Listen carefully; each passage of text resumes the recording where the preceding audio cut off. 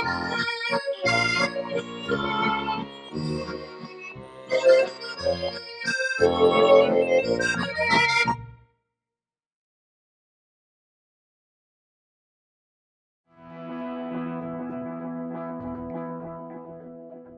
want to thank everyone for attending our virtual fundraising party. My name is Joe Cavello, president of Liberty Realty. Liberty Realty has been an unwavering supporter for the Fund for a Better Waterfront movement. I started Liberty Realty in 1995, and I knew from day one that the waterfront was the key for not only my company's success, but for the success of the city. I want to thank Jim Vance and Ron Hine for their tireless work and really being great mentors along the way.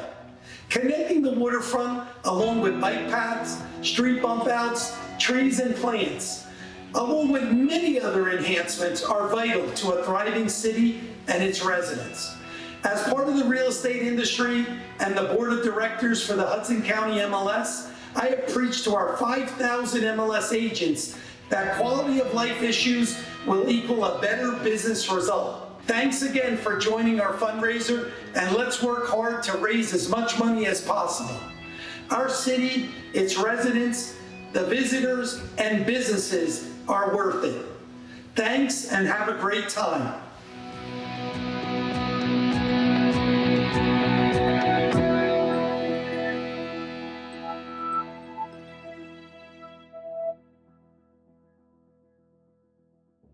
Pier A is alive with the sound of people. Welcome everyone to the 30th annual Fund for a Better Waterfront fundraiser. That's right, folks. We're sorry we couldn't be together. This will be the first annual virtual get-together. We can't be together for obvious reasons, but it's going to be a great, great show. Hey, by the way, we want to thank Joe Cavello from Liberty Realty, big sponsor. It was a small group of people 30 years ago got together and formed the FBW. And this, Pier A here that you see, is the culmination of that effort. And this fundraiser is to help complete the entire project. By the way, there's going to be some auction items, and we want you to bid on them, and also bid by phone. Make sure you do it, and donate as well. So here we go, folks. Here's what I want you to do. I want you to grab a drink, sit down, relax, watch the rest of the show, and enjoy. That's right, folks. FBW 30th anniversary. Let's roll!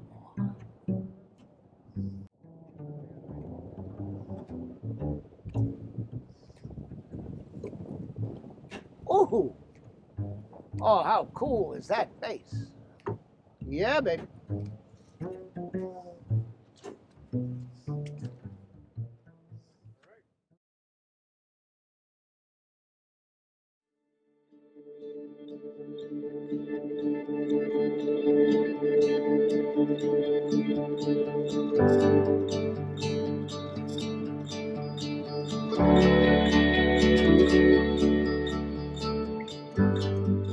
When FBW began in 1990, it was by no means assured that Hoboken's Hudson River waterfront, abandoned by industry, crowded with dilapidated buildings and collapsing piers, inaccessible to the public, would end up as a park. In fact, the economic forces bearing down on the town were fierce. In the beginning, it was hard to even imagine a park, much less how it could play a role in the city's recovery. I could remember Maxwell House Coffee, which was the last of the great industrialized parts of our waterfront. The chief operations officer met with us, and he delivered the bad news that Maxwell House will be moving to Jacksonville, Florida. It was a very, very sad day. And I have to say, that was probably the day that the industrialized, that romantic time in Hoboken's history where, the waterfront was all of, people were working and commerce, and that came to an end. And along with that, all of the revenues needed to operate a city. Elected officials, desperate to find revenue to make up for the loss of industry that once fueled the town's economy, now looked once again to the waterfront. In 1989, the Port Authority of New York came forward with a plan for Pier A through Pier C because they had a long-term lease on the piers, but at the same time there was no longer any shipping traffic. At one point the Holland American line used to sail for Europe, but the unfortunate thing was that the Port Authority wanted to build the 35-story building on the pier.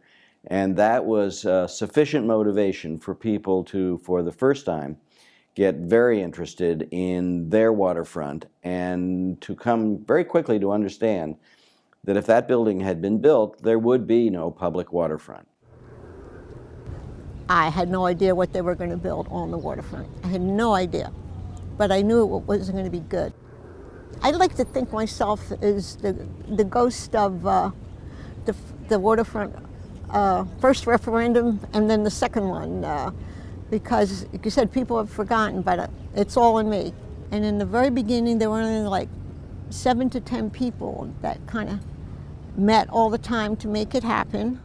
It wasn't easy. There were 2 elections, 4 court cases, and 2 years, really, 2 years. So many of us gave up 2 years of our lives. The battle really was a David and Goliath matchup.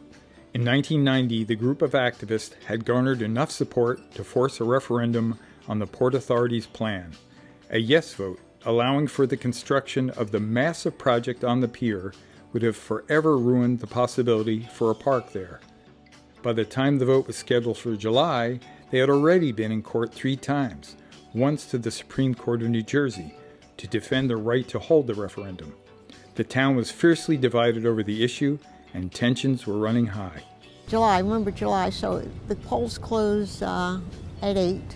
We said, somebody's got to go over to City Hall and find out what the tabulation was. So I was one of them, and we went there, and I walked in, and I thought, oh my God, I can tell we won.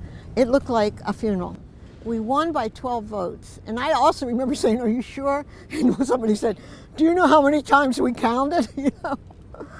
I think it was Jimmy Farina, I'm not sure, he came over to me and he said, now you guys knocked down our plan, do you think you could come up with something? But he said it in such a way, I have to say, that he didn't think we could. And I said, I think we can.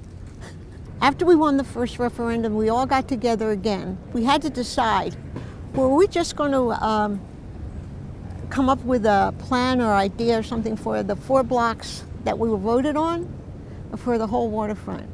And I stood up and said the whole waterfront. That same year, they formed the Fund for a Better Waterfront and hired a planner, Craig Whitaker, to map out a plan. It featured a public park at the water's edge along the full length of the city's Hudson River shoreline. Whitaker showed them that successful waterfronts were public waterfronts. And you could build success into the design of the park. Bring the Hoboken street grid right down to the waterfront, separate the public waterfront park from the upland development by placing a street between the two. Because again, some of them first didn't understand Craig's plan that was just lines. I said these lines will make sure the feeling of Hoboken will continue to the waterfront. I said, I'll give you a sort of idea. I said, if your kid comes home with a kitten and says, Mom, can we kit the kitten?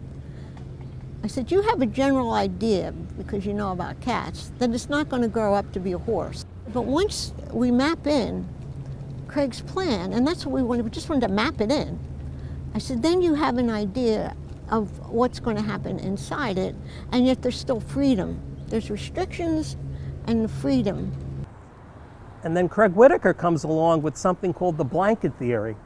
Blanket theory? Like, what is this blanket theory? So only you could truly test a public place. If you could take a blanket, lay it out on the public place, and have lunch. And if you feel comfortable there, then you know it's truly a public place. After a second referendum victory in 1992, the city of Hoboken agreed to work with FBW and other civic leaders. Then, in 1995, Hoboken adopted an amended redevelopment plan for the South Waterfront that embraced nearly all the principles advocated by FBW. So on the Hoboken waterfront now, those places that sit between 1st and 4th Street where you can get a beer and you can sit outside, were not there at all, and neither was Pier A. So Pier A, that big, magnificent pier, was essentially an FBW creation. It is open and green grass because of an agreement with the Port Authority that they would build the square feet they were going to build anyway on the other side of the street. At the core of FBW's advocacy is a commitment to finding solutions to ensure that Hoboken's waterfront is unquestionably public, and the park is of the highest design and quality standards.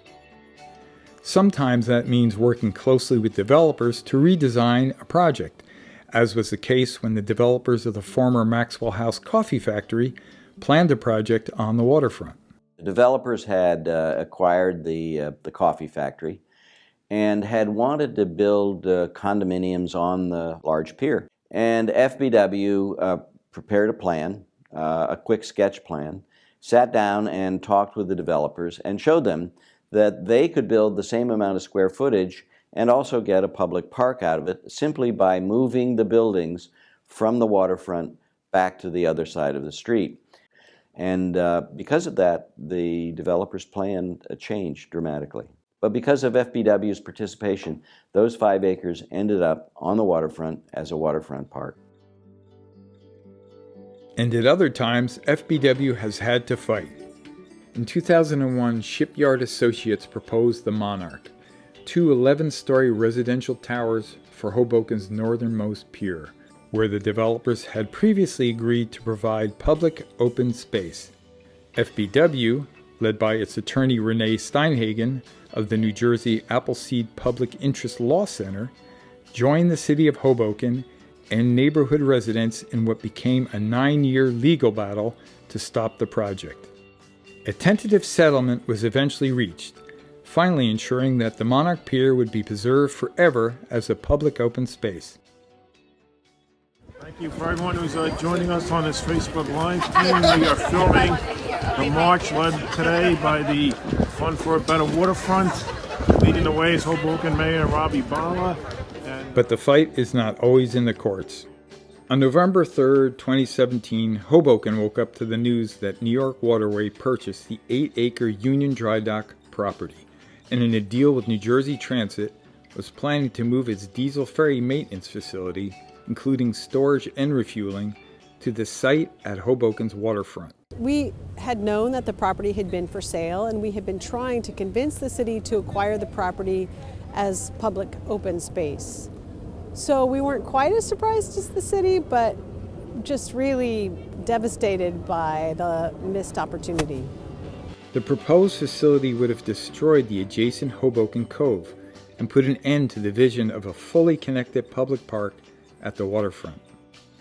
FBW and the City of Hoboken, enlisting the support of civic and environmental groups and the public, fought for 3 years in a battle that pitted Hoboken against New York Waterway, New Jersey Transit, and the governor's office. Overwhelming public pressure eventually won the day, and the City of Hoboken is in the final stages of a negotiated settlement that would secure the Union Dry Dock site as one of the final links in the Hoboken's public waterfront park. You know, when you look back and say, what would Hoboken be like if there hadn't been any FBW? And I guess the best comparison might be Newport, next door. Large towers, open space which is not useful and isn't used, streets which have a suburban character, and is unfortunately characteristic of many American cities which have turned over control to private developers without crafting for themselves a role for the public. And FBW, from its beginning, has been really the public's advocate. I'm delighted. I love walking out along the southern waterfront, and as you can see, much of the Hoboken waterfront is public. Pier A Park is probably one of the most active public places in New Jersey. It is a credit, you know, to the Fund for a Better Waterfront, to Ron, and that he's been able to provoke public officials to do the right thing. And the right thing now means finally connecting the waterfront, bringing all the remarkable qualities of the southern waterfront park, the canopy of trees, the protected bike lanes, the wide pedestrian paths through the central waterfront. If pressure continues to bring Union Dry Dock to fruition, Hoboken will have another 3 acres of public open space on the waterfront. As far as continuing the waterfront, it's just natural. It's just a natural thing.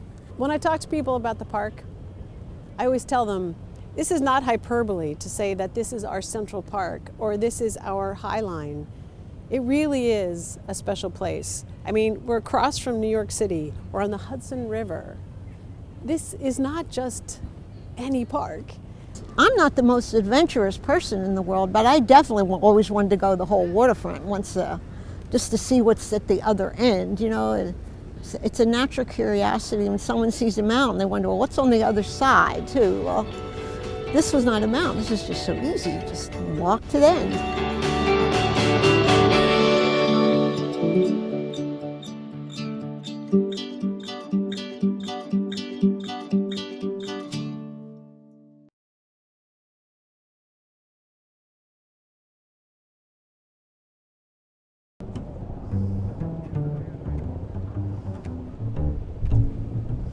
It is now my pleasure to introduce you to a man who's made it his mission to connect the entire waterfront, the Honorable Mayor of Hoboken, Ravi Bala. Oh, look at that. Look at that. Wow. Good evening. My name is Ravi Bala, Mayor Bala from Hoboken, and on behalf of the city of Hoboken, we want to congratulate and thank the Fund for a Better Waterfront on their 30th anniversary annual event in support of the great work that they've been doing through the decades. I've always been a great friend of the Fund for a Better Waterfront, and just wanted to provide you with a brief update at what we at City Hall have been doing, working side by side in collaboration with the Fund for a Better Waterfront, with its leadership, Ron Hine and many others, to make sure that we finally realize that dream of the transformation of Hoboken's waterfront to an open, publicly accessible waterfront for all of Hoboken residents to enjoy, and really all of the state, city, and world to enjoy, because it really is the crown jewel of the state of New Jersey. So let me start by just giving you a brief update with the South Waterfront. We've been working very diligently with the South Waterfront Board, which consists of a representative of the City of Hoboken, along with a conglomeration of property owners, SJP, Applied, and Matt Calley, to revitalize the South Waterfront and make some modifications in terms of the pedestrian walkways as well as the bicycle walkways, to make sure that they're more seamless, easily accessible, and there are less conflicts between pedestrians and bicyclists. In conjunction with that, we're also looking at possibly raising the roadway on Sinatra Drive to make it more pedestrian friendly, and that also relates to the continuity between that roadway and the waterfront. So we're working very collaboratively with the developers and with the board to make sure that, you know, even though we have a great South Waterfront, there's a lot of potential and we can make it even better. Moving a little bit further north to the topic that everyone has been talking about over the course of my term and even before that, is Union Dry Dock, the property that's currently owned by New York Waterways, and which we would like to acquire as a city in working with the Fund for Better Waterfront for the purposes of open space and for public purposes. We really believe, and I truly believe as mayor, that the water belongs to the people. And especially in a place like Hoboken, which is an urban place, people, and especially children, don't get enough opportunities to appreciate biodiversity and get that connection with nature and the environment that they need. And Union Dry Dock and that property offers a real tangible opportunity to not just realize our century-long transformation of the waterfront to be openly accessible, but also connect the people to the water, the people to the waterfront, preserve our environment, preserve the biodiversity in the Hudson estuary. And these are all values that I strongly believe in as your mayor, and that we are working with. Maybe not shouting at the rooftops during this pandemic, but we are engaging when necessary in quiet diplomacy to work with New York Waterway, to work with the governor's office, New Jersey Transit, all the stakeholders involved, and of course with the Fund for a Better Waterfront, with the goal, and my goal as mayor, and I'll say this right now, is that a year from now, November 12th, 2021, I would like to be fully engaged in the planning process for a public park at Union Dry Dock. I believe it's a realistic goal. It's within our reach. It takes political will. I've got that political will. We've got the support of the people, and I'm very sure that it can be done. And it's something that, after the pandemic, is probably my highest priority right now in city government. And last but not least, moving a little bit further up north, we've been trying to preserve a property that's known as the Monarch, and it was slated to be built for a residential tower, actually 2 residential towers, which would have really eliminated our opportunity to have that contiguous waterfront all the way from the south to the north. I'm fortunate to advise you, as you all know, that we've been able to reach a settlement with the property owner that would effectuate a transfer of that property from the property owner to the city of Hoboken for restricted uses that are limited to passive open space. We are now fully engaged in the implementation of that settlement agreement. We have bi-weekly meetings with the property owner to make sure that we meet the timelines laid forth in the settlement agreement. We are currently appraising the respective properties, one being the Monarch property, the other one being the municipal garage, and then we'll go into the redevelopment agreement phase. And after the completion of that phase, we can finally implement the settlement agreement and effectuate that transfer. And once that transfer that happens with that deed restriction, we can realize and start the planning vision of what that open space will look like. And that will involve the Fund for a Better Waterfront, as it always involves.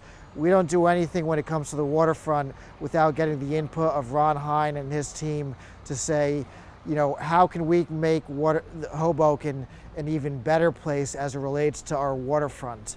So on behalf of the city of Hoboken, I want to say congratulations on 30 years from Pier A on up north.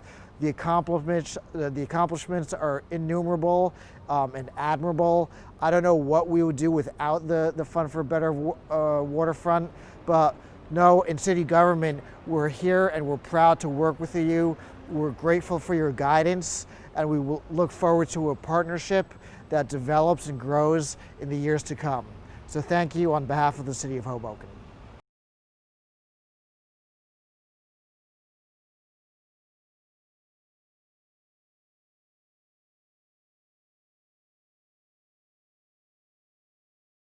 Hey, this is United States Senator Cory Booker. I am so excited to have a couple minutes just to say thank you to everyone involved in the Hoboken Fund for a Better Waterfront. Wow, this is truly a time of celebration. 30 years of getting out there and engaged, of organizing people, raising awareness, and taking action to make sure that we reclaim the waterfront in Hoboken, and the successes can be seen with the eye.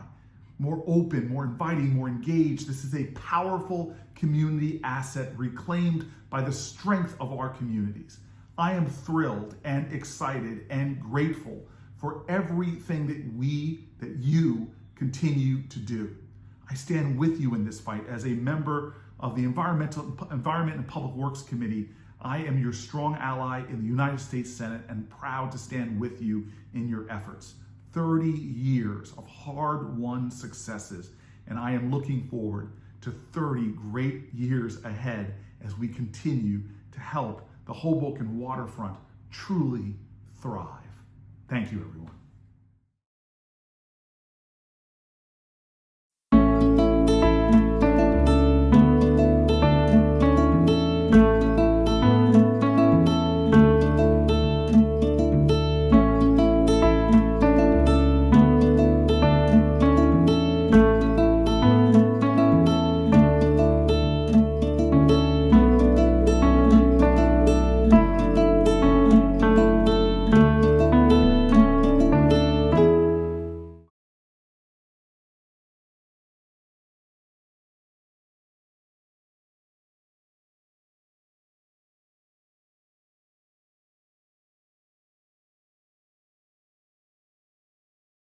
Reading The Big Oyster was really meaningful because it really painted a clear picture. There were 200,000 acres of oyster reefs in New York Harbor, 300 square miles of reefs. This was oyster capital of the world. 50% of the world's oysters were coming out of New York Harbor. At its core, really, I think the Billion Oyster Project is an urban estuary rewilding project that is aimed to connect more and more young people to nature and to wilderness. My name is Murray Fisher. I'm the co-founder of the New York Harbor School and the co-founder of the Billion Oyster Project, and I run the New York Harbor Foundation that supports us too. And today we're out on Governor's Island, which is the home of the New York Harbor School and the Billion Oyster Project, right 172-acre island in the middle of New York Harbor. But New York Harbor used to be one of the most bioproductive places on planet Earth. My name is Pete Malinowski. I'm the director of the Billion Oyster Project. New York Harbor used to be totally full of oysters, and they were the backbone of a vast and productive ecosystem. And there's nowhere on Earth that kind of abundance exists anymore because we've removed all the animals from all those places. We had virtually eaten the last ones, and the ones that were left when they died, they couldn't reestablish themselves because the water quality was so poor. I had started the Harbor School, which was in Bushwick, Brooklyn at the time, a marine science and technology public high school. And we were trying to engage more and more kids in caring about, learning about, studying the marine environment. And on Saturdays, we had an oyster gardening program that we did with a New York, New Jersey baykeeper.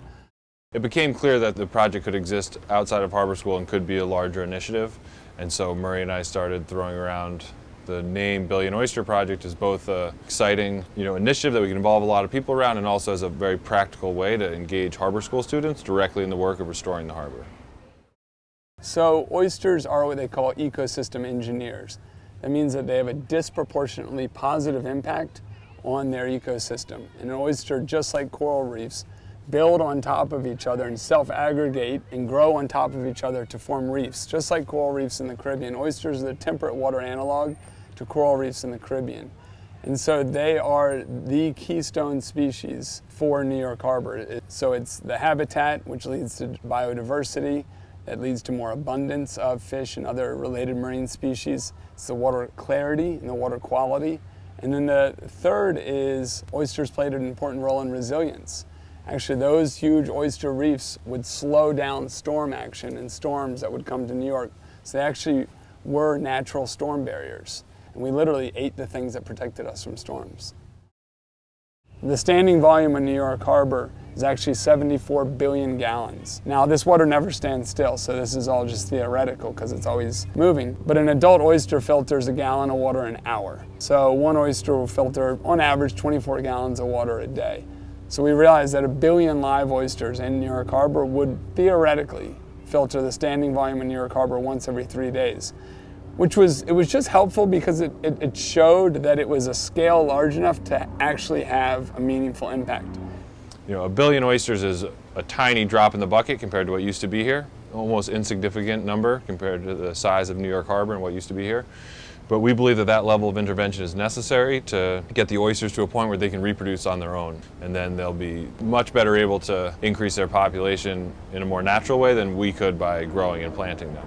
So it's almost like jump-starting the ecosystem again. Well, they will then be able to bioaccumulate again like they once used to. So what Billion Oyster Project does is we start by collecting the oyster shells from restaurants. There are about 400 to 500 restaurants right now in New York City that serve oysters. We collect from only 50 restaurants, which is huge. We're so excited about it, but we're only collecting 10% of the oyster shells. Almost all the oysters that come into New York leave in black plastic bags bound for landfills. And so we try to save as many as we can from the landfill. And right now we run a truck 4 days a week and we get about 4 tons of shell per week. We use those shells and we put them into remote setting facilities where we then introduce lots of baby oysters. They swim around and then attach to the oyster shells, and that one shell will have 20 baby oysters on it, and those grow into a reef-like clump, and that's what we then put down onto the bottom. So we see an immediate and dramatic effect on local biodiversity when we put an oyster reef in the water. A few weeks after putting a reef down, we'll go back and in that area where you used to just see flat sand or flat mud, that same area will be colonized with thousands of different animals that are all attracted to the structure and the food created by the oyster reef. We need as many people as engaged as possible. There are 1.1 million public school students in New York City. So imagine if we could get all schools engaged in that effort, then we could get to 1 billion much faster. So besides the schools, how do you get more volunteers? How do you get the public knowing about, excited about restoring oysters to New York Harbor? So we have this exhibit on Governor's Island where I'm sitting now. And then we also, at the Mass Center, we bring over people for tours as well. And then we've built, and we're building this summer, several community reefs, which are actually reefs that are going to be monitored by and taken care of by the local community. When you try to create a movement, I think you really need an organism that captures people's imagination. In the last 15 years, there's been a total oyster renaissance in New York City. Being able to make that connection between that experience and restoring the environment is a really powerful thing. And what's been so exciting about it, maybe it's because we came out of Harbor School, is that we've come to it with such great relationships with all the people who operate in New York Harbor that we've gotten tons of support. Everybody's been really supportive and trying to help and making connections. I think that's been really exciting to see, and I think that the hope for sustainable cities is if we can have wilderness in cities by rewilding these estuaries.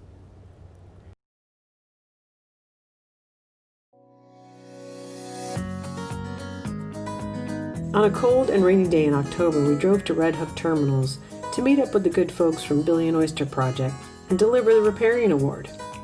COVID rules and high winds made it a little awkward, but we were thrilled that Executive Director Pete Malinowski and Director of Restoration Katie Mosier were there to accept. Thank you so much, Heather, for this incredible honor. We're so grateful. So Billion Oyster Project, we're a small nonprofit located on Governor's Island right over there. And we work to restore oyster reefs to New York Harbor through public education initiatives. Because we believe that, we know that New York Harbor is New York City's biggest and best looking open space, and we think that all New Yorkers should feel welcome and feel like they have access to enjoy the resource. And the one way that we achieve that is by getting as many people as possible in the New York metro region to work together with us to restore oyster reefs to New York Harbor. So we were looking out here 400 years ago, we'd see a harbor that was totally full of fish, sky totally full of birds, and all of that habitat has been lost because and one of the main reasons for that is that we harvested all the oysters. So essentially New York Harbor is a 200,000 acre barren landscape. And by restoring oysters to the harbor, we can rebuild the ecosystem that used to be here and restore some of that, bioproductivity back to the harbor. And we hope that by doing that, we will build new pathways for access, awareness, and appreciation for the resource. And I'm really excited to have this incredible honor, so thank you. And I'm also excited to be standing here with Katie Mosier, who's been a partner in crime with me and Billion Oyster Project for the last decade or so, working on this stuff and has done a lot of our work and has led a lot of our work in the Hudson River over the last several years. So Katie, you want to talk about that? Yeah, so I want to start by just saying a little bit about where we are right now. You can see Red Hook Terminal is behind us. And this is a place where this year we started doing something new and different. We started putting oyster shells in gabions with oysters, live oysters on top of them, and setting those out. But to back up a little, one of the main ways that we've restored in a really large way over the past few years is working up in Tappan Zee near the Mario Cuomo Bridge, and we've created 6 acres of reef habitat up there. We did it in a different way with no oysters here. And the reason that's special to us is because when you put shell down in gabions with no live oysters on them, you're waiting for something, you're expecting something really special to happen, which is oysters that live in the estuary as larvae are going to come and settle on them without you having to do any other work. And for us, this is special because it's a really hopeful process. You put it down and you wait and see what's going to happen, and then a year later, you get an oyster reef, and this is what's been happening up the Hudson River, and is starting to happen further and further down the Hudson, all the way down to the lower harbor, and we're really excited to see that process develop. So we're really excited to see what's happening in New York and New Jersey, all throughout the harbor on both sides, and the Hudson blossoming again, and we're just really grateful for groups like yours and collaborating with groups like ours, and looking forward to more of that. So thank you. And as Katie said, we're here at Red Hook Terminals, and this is, we appreciate getting this award, but Billion Oyster Project is really about partnerships with other organizations, and where we're standing now is at Red Hook Terminals, and through their support and the support of the good folks at Local 1814, we've been able to greatly expand our ability to grow and restore oysters. So thank you so much for this incredible honor. Yeah.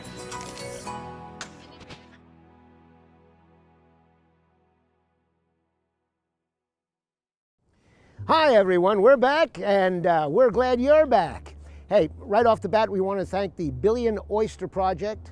Great work, guys, really great work. Thanks so much. So here we are at the central part of the waterfront, and well, as you can tell, it leaves a little bit to be desired. The FBW can help with that. By the way, I hope you're bidding on the items. Man, I'm looking at the Catskill Getaway. That looks really good. I think I'm going to bid on that. And the wine, definitely going to bid on that one. It looks really, really good. Anyway, glad to have you back. Make sure you bid. You can do it on your phone. Let's go, folks. Here we go. Going to try to cross.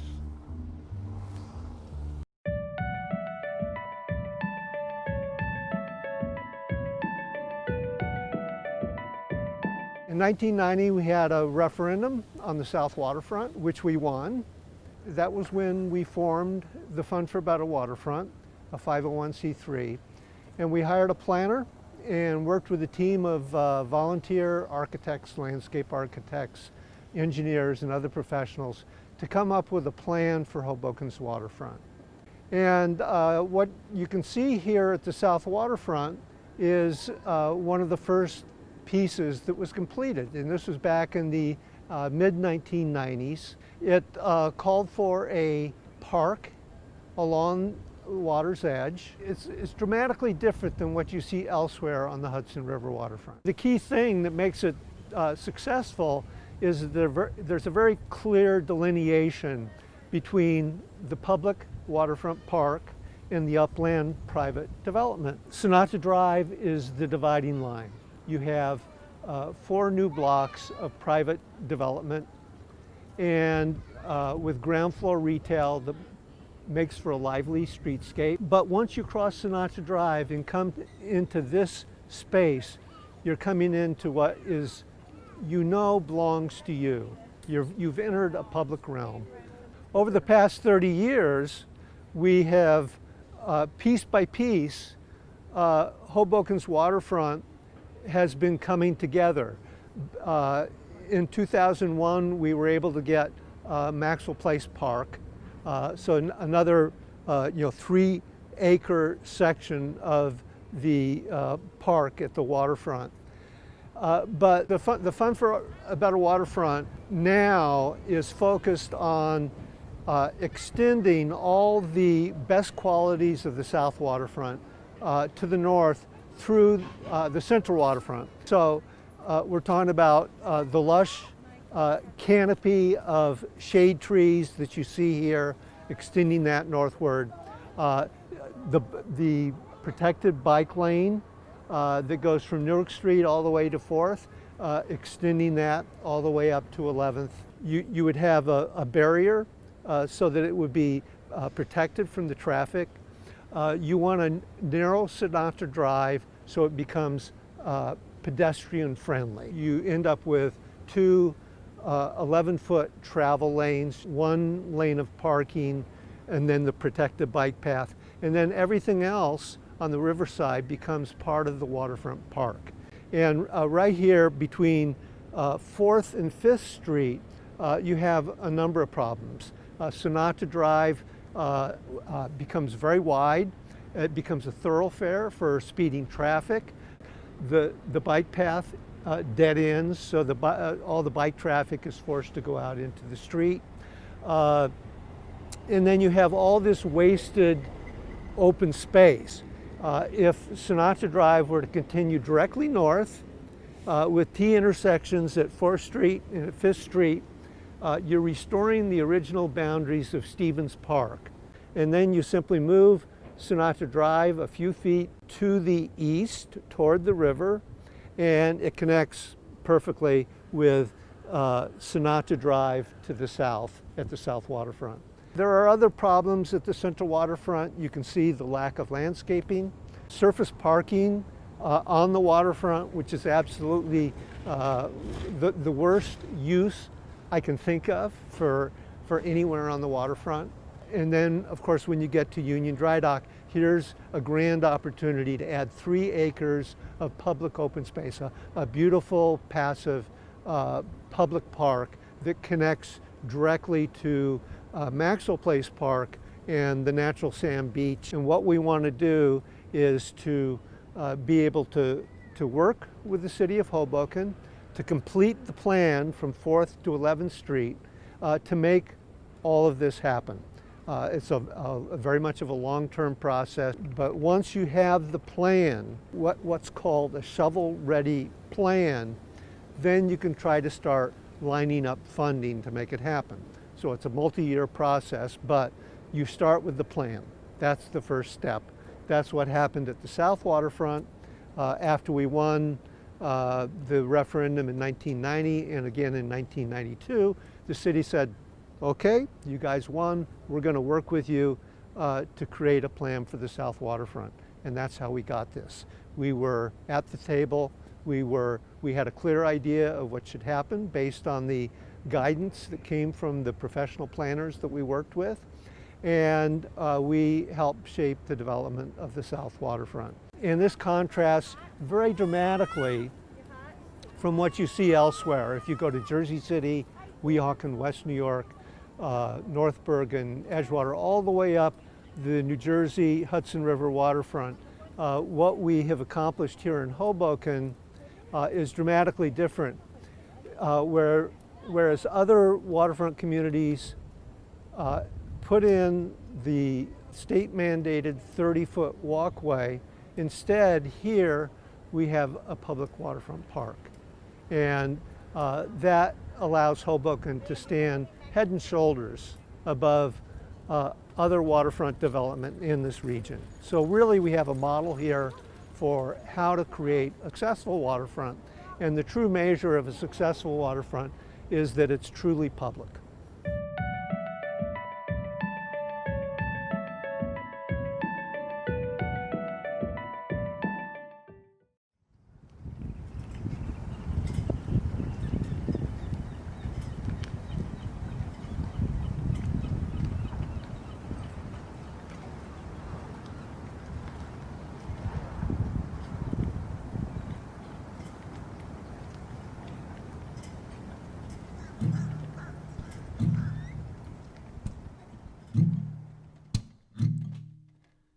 Hudson River.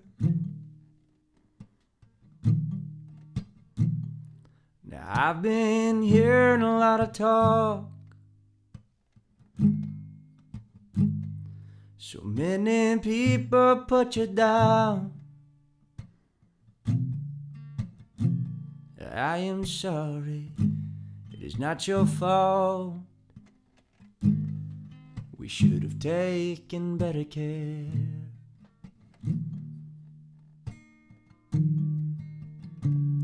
Sometimes I look across the river, think about what it was like before roads choked out her beauty and trees and grass grew wild, before the devil bought your soul and turned it into cash. Elysian plains are subway trains. We should have taken better care.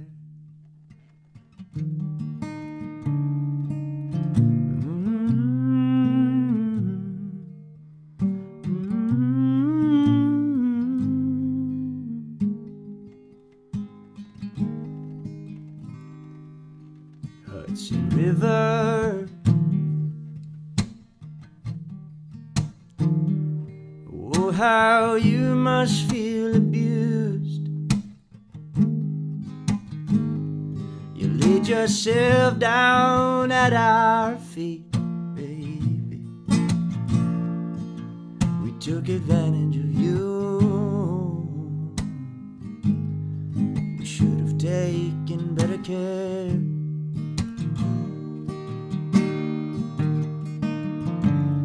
Sometimes I look across the river, think about what it was like before roads choked out your beauty and trees and grass grew wild, before the devil bought your soul and turned it into cash. Elysian plains, now subway trains. We should have taken better care. When I look across the river, I see a different side. Elysian gates, now concrete shapes. We should have let go of our pride.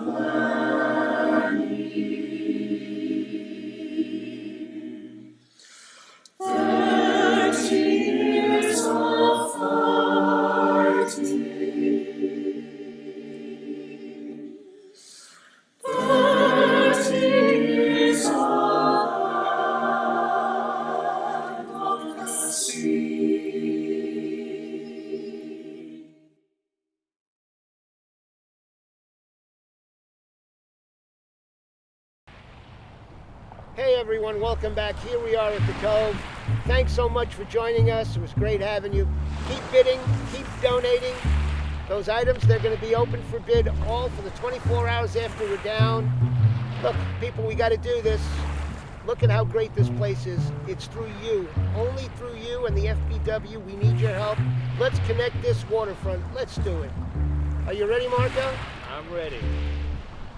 I'm so glad we had this time together, just to have a laugh or sing a song. Seems we just get started, and before you know it, comes a time we have to say so long.